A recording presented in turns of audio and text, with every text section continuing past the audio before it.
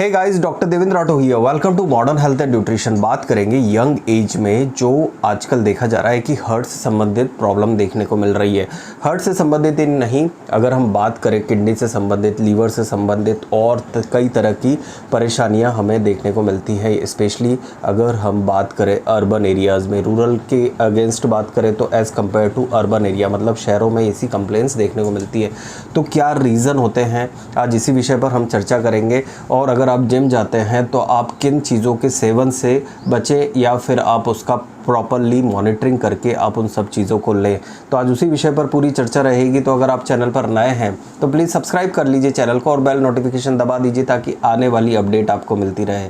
सबसे पहली चीज़ ये देखी जाती है कि आजकल जो हमारा सीडेंटरी लाइफ स्टाइल है, हम जब जाते हैं हम थोड़ी देर एक्सरसाइज करते हैं और फिर हम आकर उसके लिए ज़्यादा हम सोचते हैं कि हमें कम टाइम में ज़्यादा आउटपुट मिल सके, ठीक है। तो उसके लिए हम क्या करते हैं, कुछ ऐसी चीज़ें करते हैं, नेगेटिव सप्लीमेंट्स लेते हैं या ऐसे सप्लीमेंट्स लेते हैं जिनकी बॉडी को ज़रूरत नहीं होती है, या फिर वो बॉडी के अंदर जाकर ऐसे मतलब टॉक्सिन्स या फिर अगर हम कहें उसके जो इफ़ेक्ट होते हैं बॉडी के इम्यून सिस्टम हो गया, हार्ट पर हो गया, किडनी पर हो गया, लीवर पर हो गया, इवन हमारे मस्तिष्क पर एक नेगेटिव इम्पैक्ट पड़ता है, ठीक है। तो हम एक शॉर्टकट अपना लेते हैं जिसकी वजह से हमें कई तरह के साइड इफ़ेक्ट्स देखने को मिलते हैं। तो उनमें से हार्ट से रिलेटेड कंप्लेंट्स भी हमें देखने को मिलती है। तो सबसे पहली चीज़ हम बात करते हैं एथलीट्स के लिए। एथलीट्स क्या करते हैं, एथलीट्स प्रॉपर सप्लीमेंटेशन लेते हैं, प्रॉपर डाइट लेते हैं, उनके लिए न्यूट्रिशनिस्ट होते हैं, उनका स्ट्रेस टेस्ट होता है, उनका प्रॉपरली हार्ट मैनेजमेंट सिस्टम होता है, ठीक है। आपने कई बार देखा होगा कि फुटबॉल ग्राउंड में कई प्लेयर्स कोलैप्स होकर गिर पड़े और उनको बचाया नहीं जा सका, ठीक है। उसके पीछे रीज़न कई देखने को मिलते हैं। जैसे अगर हम बात करें कार्डियोमायोपैथी, ठीक है।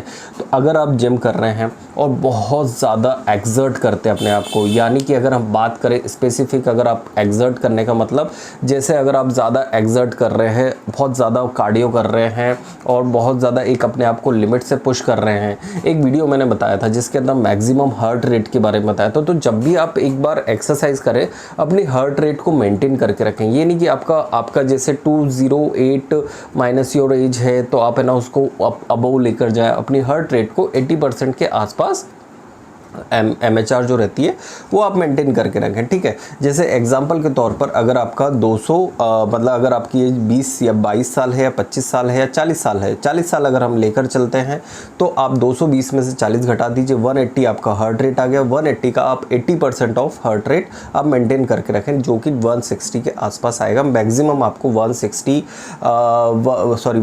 160 के आसपास आपको रहना है, उससे अबव अपने आप को पुश नहीं करना, ठीक है।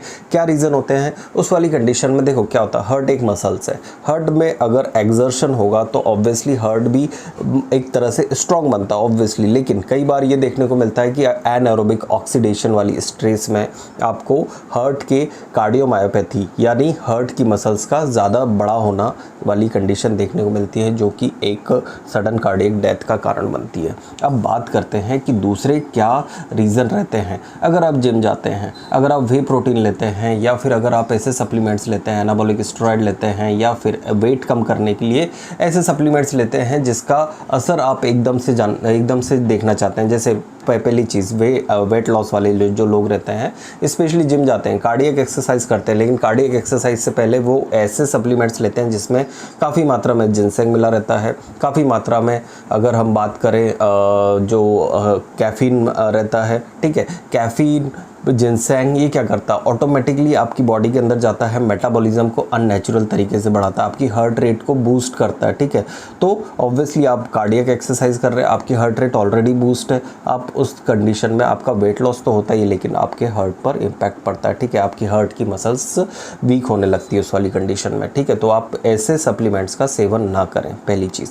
दूसरी चीज़ वे प्रोटीन के क्या साइड इफ़ेक्ट्स हो सकते हैं। वे प्रोटीन क्या करता है, वे प्रोटीन एक तरह से देखा जाए तो उसके अंदर डाइजेस्टिव एंजाइम्स मिले होते हैं जो कि आपने गया बॉडी के अंदर, आपका तुरंत एनर्जी रिलीज़ करा, तुरंत वो बॉडी के जो आपको रिपेयरिंग सेल्स होती है तो वो वहाँ पर जाता है, रिपेयरिंग करने के लिए चला जाता है और आपको बहुत अच्छा फील होता है, एनर्जेटिक फील होता है। लेकिन आपने एक चीज़ ज़रूर देखी होगी, जब भी कोई वे प्रोटीन प्री वर्कआउट या प्रोपोस्ट वर्कआउट लेता है तो आपको स्वेटिंग बहुत ज़्यादा होती है। उस टाइम पर आपकी धड़कन बढ़ी हुई रहती है, क्योंकि ऑटोमेटिकली आप मेटाबॉलिज्म को अननेचुरल तरीके से बढ़ा रहे हैं, तो उस वाली कंडीशन में भी आपका हार्ट डैमेज होता है।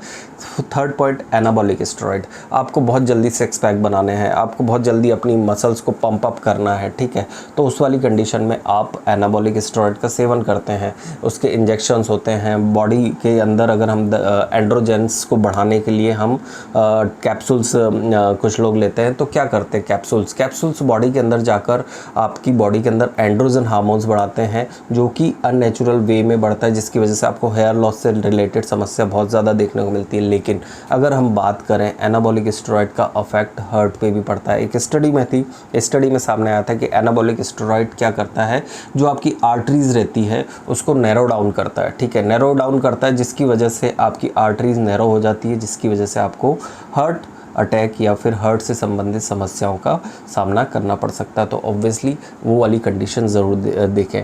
एक और एनाबॉलिक स्टेरॉइड के साइड इफ़ेक्ट्स हमें देखने को मिलते हैं कि LVEF, ठीक है, हार्ट की पंपिंग करने की जो क्षमता रहती है, जिस तरह से वो पंप करता है, डीऑक्सीजनेटेड ब्लड को अंदर लेकर ऑक्सीजनेटेड ब्लड को बाहर भेजता है, उसकी क्षमता भी धीरे धीरे कम होने लग जाती है, ठीक है, तो ऑब्वियसली वो वाली कंडीशन ज़रूर देखने को मिलती है। फोर्थ पॉइंट, अगर आप स्मोकिंग करते हैं और आप जिम दोनों करते हैं, तो एक चीज़ देखने को मिलती है कि स्मोकिंग करने वाले पेशेंट्स जो रहते हैं या पर्सन जो रहते हैं, उनके अंदर RBC काउंट बढ़ा रहता है, ब्लड थिकनेस ज़्यादा बड़ी रहती है, जिसकी वजह से कोलेस्ट्रॉल डिपोजिशन या फिर अगर हम कहें उनकी आर्टरीज़ में प्लैक का जमना बहुत जल्दी और बहुत आसानी से हो जाता है, जिसकी वजह से आपको हार्ट से संबंधित समस्या होने की संभावना रहती है।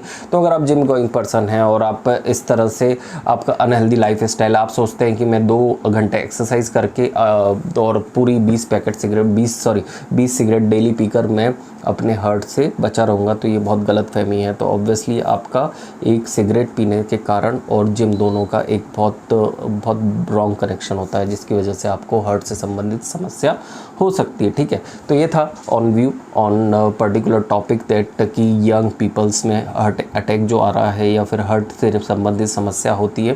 किसी में भी हार्ट से संबंधित समस्या होती है, जेनेटिकली भी होती है, किसी को बचपन से कार्डियोमायोपैथी होती है, किसी को वॉल्व से कंप्लेंट्स होती है, तो अलग अलग लोगों में अलग अलग तरह की तकलीफ हो सकती है, ठीक है। लेकिन आजकल जो हम चीज़ें देख रहे हैं पर्टिकुलर की, जो देखने को मिल रहा है कि यंग पीपल में अटैक आ रहा है, तो क्या रीज़न देखने को मिलते हैं स्पेसिफिक। ऑब्वियसली डाइट तो रहता ही रहता है, डाइट तो मेजर रोल प्ले करती है, लेकिन कई बार हम सप्लीमेंट्स के पीछे भागते हैं। अनहेल्दी लाइफ स्टाइल जो रहती है, खूब ड्रिंक करना, खूब सारा स्मोकिंग करना भी एक तरह से कल्प्रिट देखा जाता है।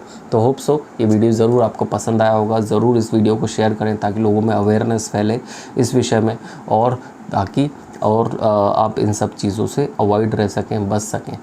साथ ही इस चैनल को ज़रूर सब्सक्राइब करें, और अगर आपका जो भी क्वेश्चन हो आप कमेंट सेक्शन में आप पूछ सकते हैं, और मुझसे अगर डायरेक्ट क्वेश्चन पूछना चाहते हैं तो इंस्टाग्राम पे फॉलो करके आप मुझे टैग कर देना स्टोरी में, मैं आपके क्वेश्चन का ज़रूर आंसर करूँगा। Thank you so much guys. जय हिंद, जय भारत।